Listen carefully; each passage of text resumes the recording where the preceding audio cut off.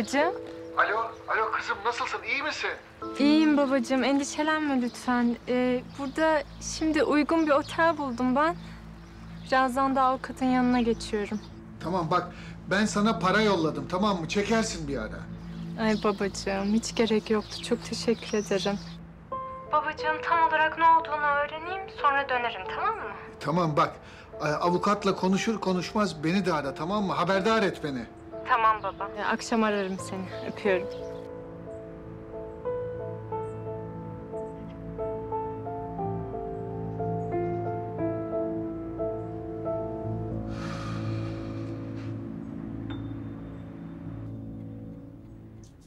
Anneniz vefat etmeden önce tüm bunların hepsini Fatma Ana'ya devretmiş.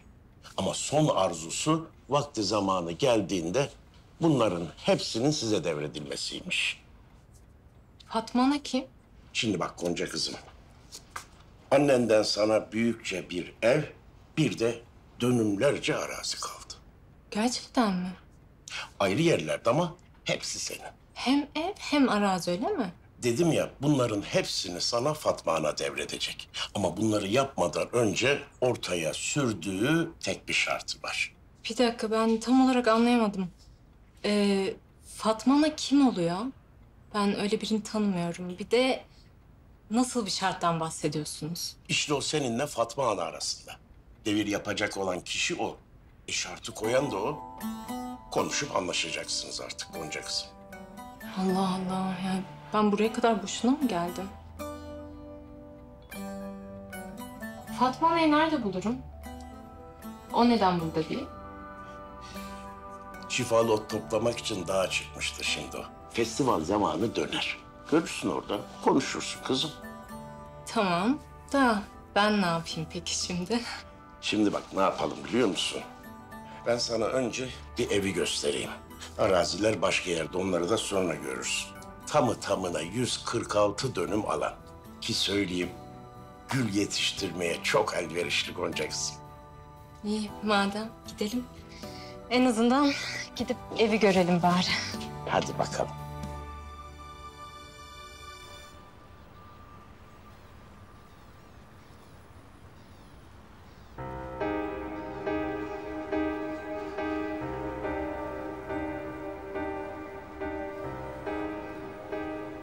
Araba burada Gonca kızım. Tamam. Ben geliyorum birazdan. Arda. Gonca, nasılsın? Var mı güzel haberler gül bahçelerinden? İşin aslını çözmeye çalışıyorum. Sorun nedir, ne diyorlar yani? Annem Fatma Ana diye birine bırakmış her şeyi. O da bana devredecekmiş ama özel bir şartı varmış. Neymiş peki o şart? Vallahi onu ben de bilmiyorum. Gonca, bak bana sormadan sakın bir şey imzalama. Şunu yaparsan sana devrederiz, bunu yaparsan sana veririz deyip bak oyalamasınlar seni. Bunlar tuzak olabilir, dikkatli ol lütfen. Yok. Sana sormadan imzalamam zaten merak etme sen. Şimdi gidip bir eve bakacağız arayacağım zaten seni. Tamam, bak bana ihtiyacın olursa eğer hemen atlar gelirim. Lütfen söyle bana olur mu? İyiyim şimdilik merak etme beni tamam mı? Görüşürüz. Hoşça kal.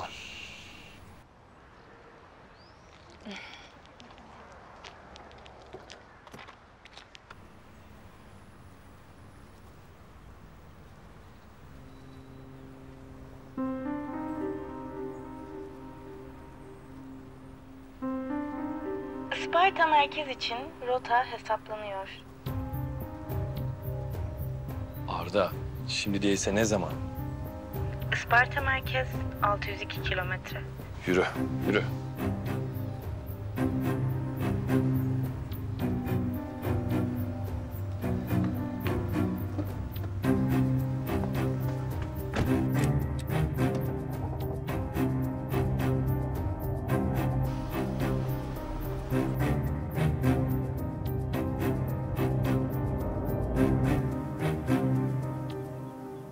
Herkes gül mü ekiyor buralarda?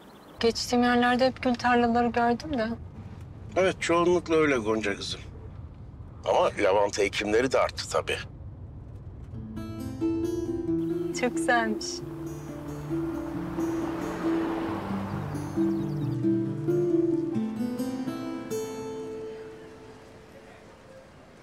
Bak toprağım. Bak kim gelmiş. Doktor gelmiş ya. Hadi gidelim şuna da bir kafa yapalım. Ya yok oğlum ya uğraşma adamla. Adam hep bundan ekmek kazanıyor işte boş ver. Ya toprağım süper matrak adam. Yürü ya yürü hadi iki eğlenelim ya. Yürü gel. Doktorum. Doktorum. Ya hoş geldin. Nerelerdesin sen? Gözümüz yollarda kaldı ya. Hoş geldin. Dünya turunu yeni tamamladım. Yollar zor, şartlar kötü. Yetişemeyebilirdim. Ama hiçbir engel tanımadım. İşte buradayım. Bir çare gönüllere çare, dertli aşıklara derman, kalbi karanlıkta kalmışlara güneş, yüzü gülmeyenlere kahkaha. Love Doctor. Aşk doktoru. Dünyadan gelen hayranlar için yine yeniden Isparta'dayım. Baba müthişsin ya. Toprağım beni düğüne de çağıralım mı? Fena şenlendirir ortalığı. Oğlum yapma ayıp adama. Yaptığı işe inanmıyor kafa değil mi? Seni bir yerden tanıyorum. He? Geçen sene de uğradıydım ya sana. Ne vermiştim sana? Vallahi bilmiyorum ki. Bir şeyler verdin ama hatırlamıyorum. İşe yaradı mı? Yaradı. Nişan yaptılar yakında da düğün. İşte bu. Şimdi de sana bunu veriyorum. Ne ki bu? Ya ilk müşterimsin. Siftah senden 100 lira. Sen sadık müşterimsin, 10 lira ver yeter. Oo, bak sana özel sıkı indirim yaptı ha. Hadi iç. Ya doktor işliyorum da ne ki bu? Bereket şerbeti. Dibini bul, 5 çocuk garanti. Ya doktor al Allah'ını seversen. Benim böyle şeylere ihtiyacım yok ya çok şükür. İstemez yok. O zaman gel otur, derdini anlat ferahla. Gönül yükünü 2 seansta alırım. Bak doktor. Bu sandalyeye benim değil ama bu arkadaşın ihtiyacı var. Sen onu oturt. Öyle mi? Love Doctor ferahlatır. Geç otur. Vallahi sağ ol doktor. Yani festival hazırlıkları falan yoğun. Onu sonra yapalım biz lakin. Ben bunu alayım. Arkadaşa hediye olsun. Ya toprağım şimdi ne gerek var ya? Allah Ya Allah. sen bana demedin mi benim buna ihtiyacım var dedin. Love Doctor dedin. Tuttun kolumdan buralara kadar getirdin. Benim sana bir kıyam olsun kardeşim ha? Bir güzellik. Çok teşekkürler doktor. Kolay gelsin. Bol kazançlar. Teşekkürler. Kolay gelsin doktor. Ya toprağım ne yaptın? Ne gerek var buna ya? Ya hadi yürü aldın alacağını işte. Ya ama bak şimdi oldu. Kafa bulmayacaktın adamla. Hem 5 çocuk fena değil be oğlum. Bak şimdi. Adamsın.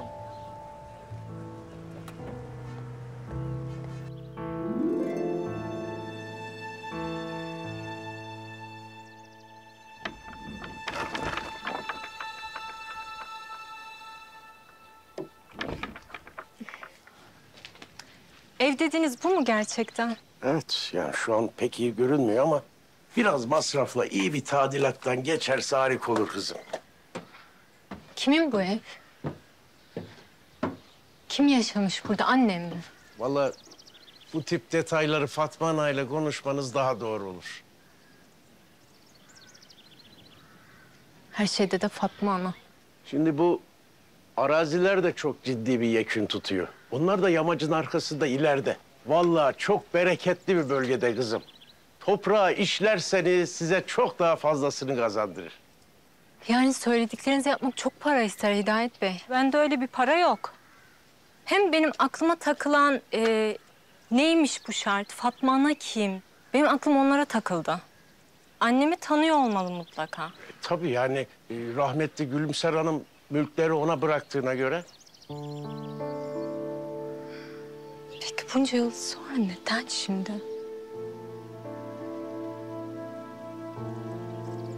Neyse. Benim önce bir Fatma Ana'yı bulmam lazım.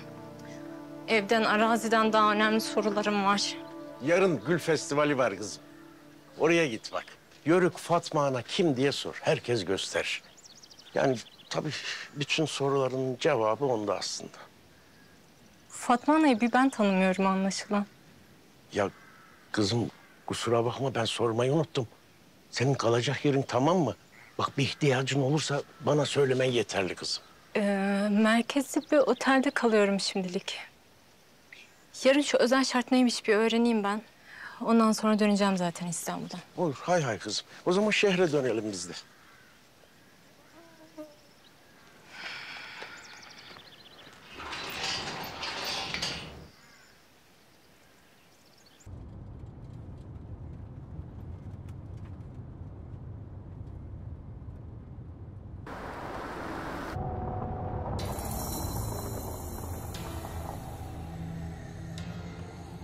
Gülizar.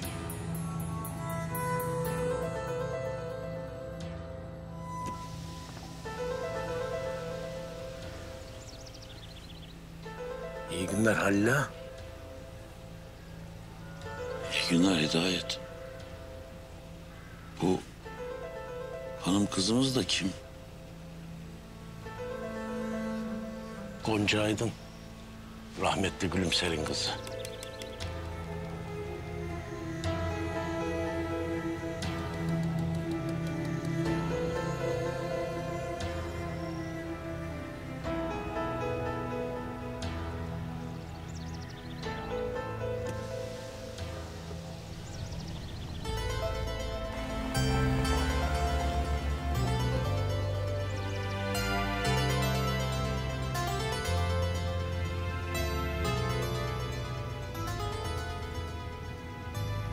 Gülümser.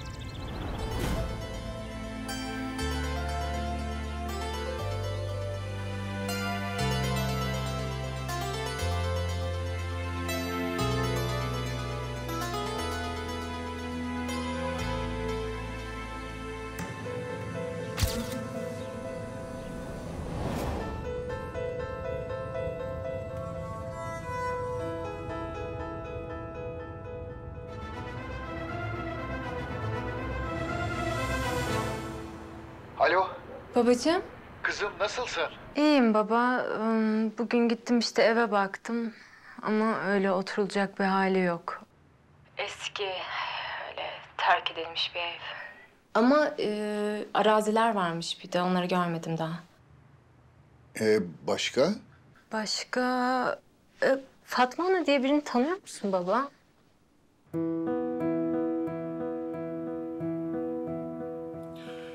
Kızım, beni karıştırma bu işe, tamam mı? Bak ben seni çok seviyorum. Bunu bil yeter.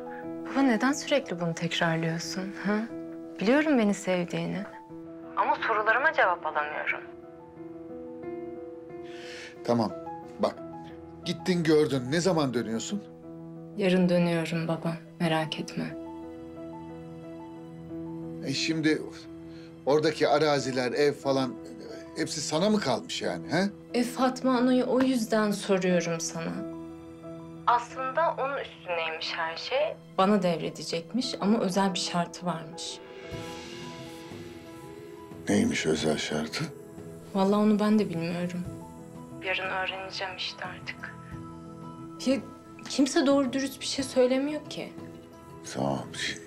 Bak kızım, sen şimdi gerginlikten, yemeden içmeden kesilmişsindir. Dikkat et kendine, olur mu? Doğru diyorsun. Canım hiçbir şey istemiyor. Oralarda hastalanma ne olur. Ararım yarın seni. Umarım. Efendim ne dedin? Umarım güzel haberlerle ararsın beni. Umarım babacığım. Öpüyorum seni. Ben de seni öpüyorum kızım. İyi geceler.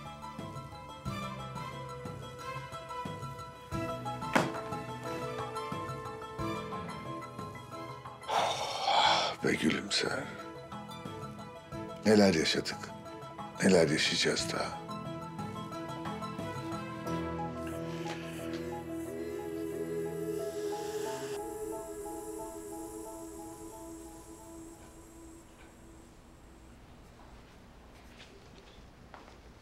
Abi, müsait misin? Müsaitim Arzu, gel.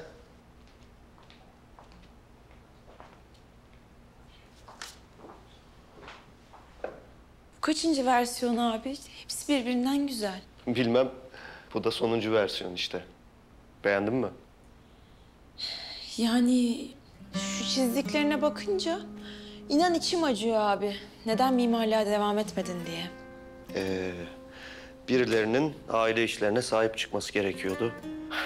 Tam da babamın istediği gibi mimarlık hobi olarak kaldı.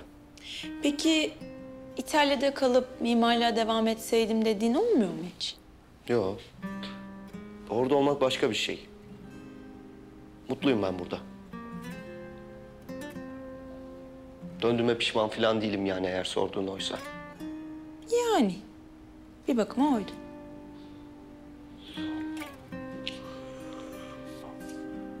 Aidiyet duygusu önemli. Yani Öyle dalından kopmuş bir yaprak gibi oradan oraya sürüklenmeyi sevmiyorum.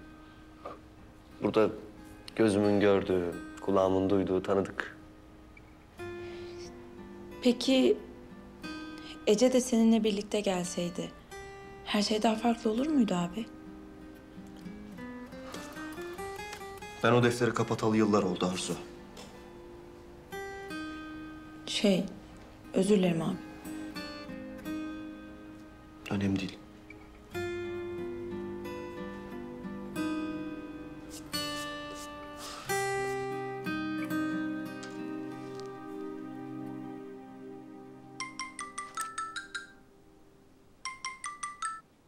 Arda? Navigasyona göre 18 dakika sonra Isparta merkezdeyim. Ne? İnanmıyorum. O zaman bana konum at, bekle ve gör. Tamam atıyorum hemen. Görüşürüz. Canım ya görüyor musun beni yalnız bırakmadı. Sen o terk edilmiş ev için bütün bunları çiziyorsun da hayata geçirebilecek misin bakalım, ne düşünüyorsun? İnsanın kendine ait hissettiği yerde kendisi için yaptığı bir evi de olmalı bence. Herkes buradan çekiniyor. Yani gizemli bir yanı var belki ama ben her baktığımda yani bu evde eksik kalmış, yarım kalmış bir şeyler görüyorum. Yani abi şu çizdiklerine bakınca herkesten farklı baktığın çok açık. Bilmiyorum. Yani beni çeken bir şey var bu evde. Sanki böyle yarım kalmış, tamamlanmayı bekleyen bir hikaye gibi. Sanki ben böyle orayı elden geçirip yeniden yaparsam bir şeyler yerli yerine oturacakmış gibi geliyor. Mimarlık inşaatçılık değildir. Her çizdiğinin bir duygusu, bir hikayesi olacak demiştin bana. Şimdi daha iyi anlıyorum ne demek istediğini. Anlayacağın Arzucuğum, abim bu eve kafayı takmış. Fatma Ana'yı ikna edersem burası için güzel bir şeyler yapacağım. Ne güzel işte bak, hem mimarlığı da bırakmamış olursun. Aynen, hobi olarak mimarlığa devam. Tıpkı benim ziraat mühendisi olup resim yapmam gibi. Tabii. Sen ressam, hobi olarak, ben mimar, hobi olarak. Lavanta gül yetiştirir, geçinir gideriz. Fena mı? Kulağa çok güzel geliyor ama ikimizin arasındaki temel fark şu ki sen istediğin bölümü okudun, ben onu bile beceremedim. Senin mezun olmana bir sene kalmadı mı? Gir yetenek sınavına. Resim bölümünde oku. Kim tutuyor ki seni? Doğru diyorsun aslında. Bilmem neden olmasın ki. Bir baksana şuraya. Gel bak. Şu versiyona bir bak şurasına. Neymiş bu? Resim atölyesi. Hadi canım. Senin için yaptım. İstediğinde kafanı dinleyip kaçabileceğin bir yerin olsun değil mi? Ressam hanım. Canım abim benim, çok sağ ol. Bir bak bakalım eksik bir şey var mı tamamlanacak falan. Çok güzel olmuş, eline sağlık.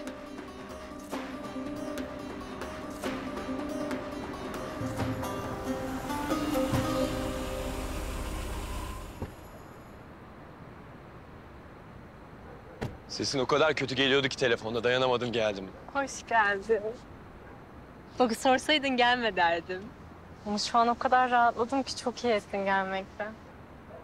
Ben de şehirde biraz daralmıştım. Yani yol yapmak bana çok iyi geldi. Hem havası da güzel buranın bence. Evet. Ben de burada kalıyorum işte böyle. Ha, fena gözükmüyor. Yolda gelirken ayarladım ben de oteli. Uzun yoldan geldin, iyice bir dinlen. Tamamdır. Ama sen de rahat ol, olur mu? Bak ben işin bütün hukuki kısmını çözeceğim. Canını sıkma hiç.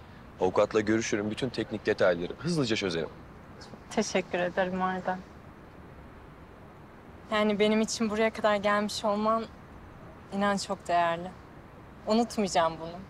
Her zaman. İyi günde, kötü günde hep yanındayım. Diyorum. Görüşürüz. Görüşürüz.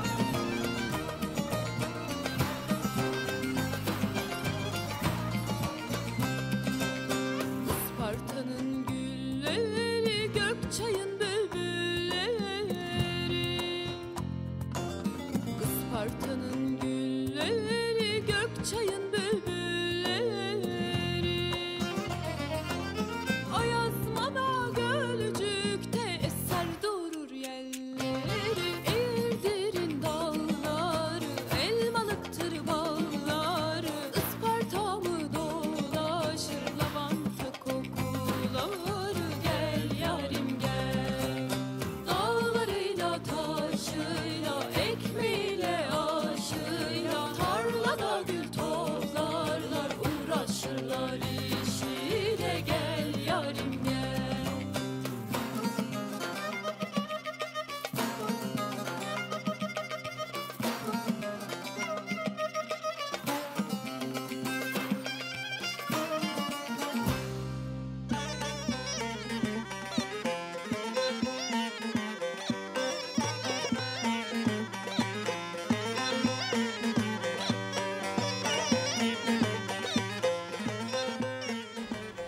Ver aşkım bir tane.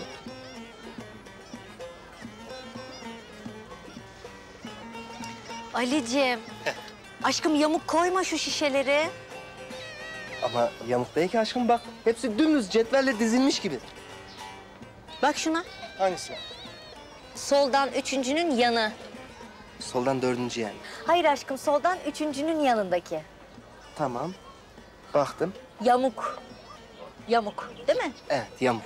Ama ben düzeltirim. Yapamaz mıyım? Yaparım biliyorsun. Ver aşkım. Ali. Aşkım dikkat etsene Gülyan ne kadar önemli olduğunu bilmiyor musun? Bunun bir litresiyle düğün yapanlar var. Kusura bakma aşkım birden elimden kaydı. Ben tutamadım da onu. Tutacaksın Ali. Tutacaksın aklın bir karış havada. Yapamam mı yaparım demeyi biliyorsun. Çekil. Ver bir tane daha. Al aşkım.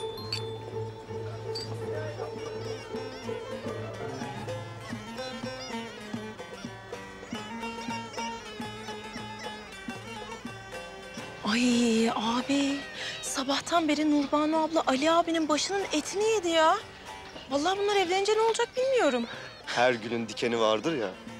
İşte o güller yan yana dursa da dikenleri asla birbirine değmez. Bizim kumrularda o hesap. Fatma Ana sırrı nerede? Ne olacak? Dağda tepede gezip duruyordur o. Gelir gelir sen merak etme gari.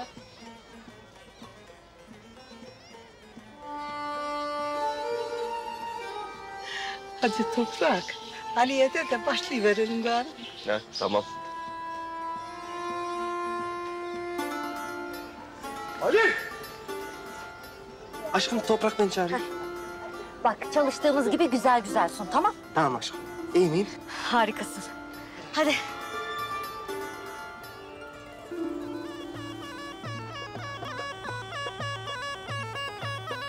Hadi başlayalım Halim.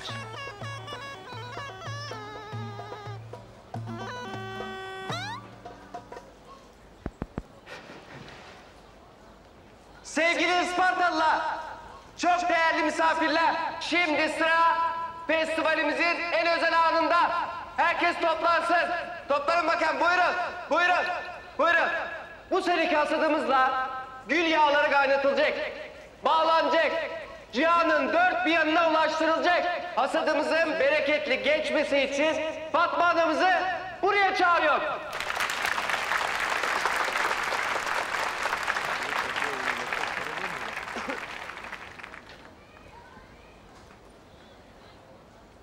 Her sene olduğu gibi bu yılda ilk ateşi Fatma Ana yakacak. Gazana ilk gül yapraklarını o atacak. Yıllardır sürdürdüğümüz geleneğimizle bu yılda hayırlı, bol kazançlı, bereketli bir hasat olacak inşallah. Amin. Kızım. Kızım sen bir geliver hele. Sen yakacaksın ateşi. Kız sana diyorum ya ben. Geliver hele çabucak gel. He sana diyorum ben ya. Gel güzelim gel. Ver hele şunu. Gel güzel kızım.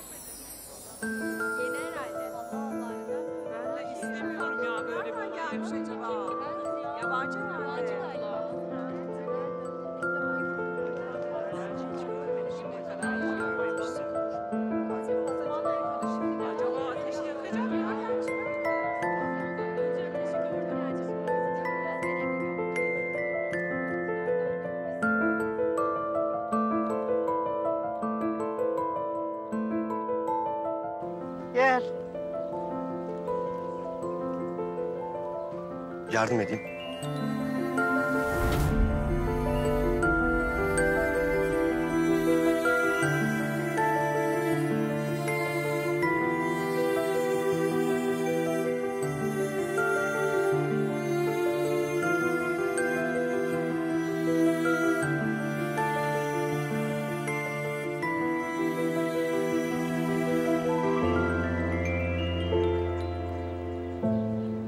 Gel benim kızım.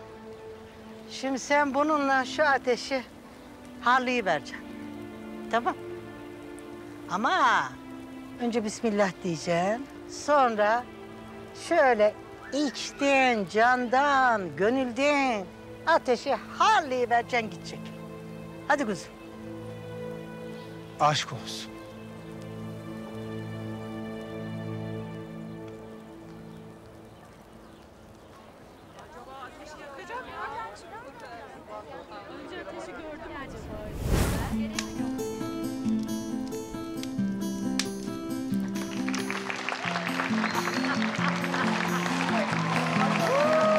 Ey maşallah.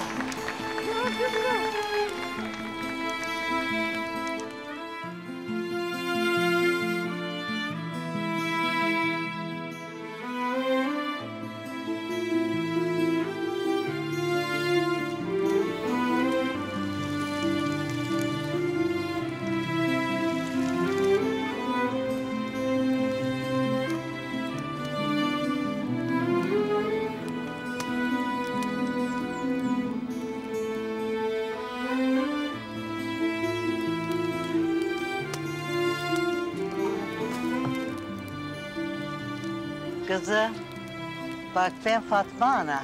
Bana Yörük Fatma da derler. Sen beni arıyormuşsun. İşte buldun ki kızım. Ha? Gel bakayım sen.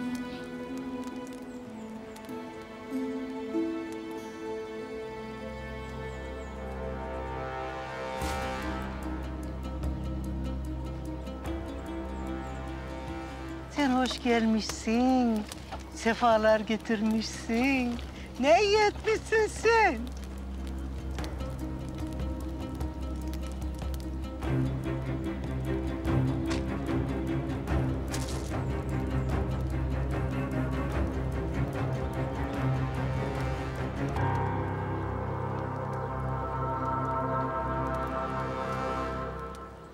Toprak, yavrum.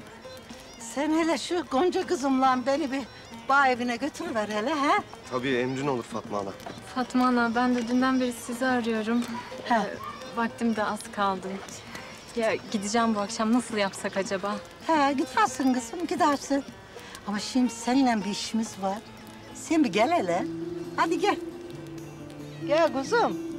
Gel yavrum, gel.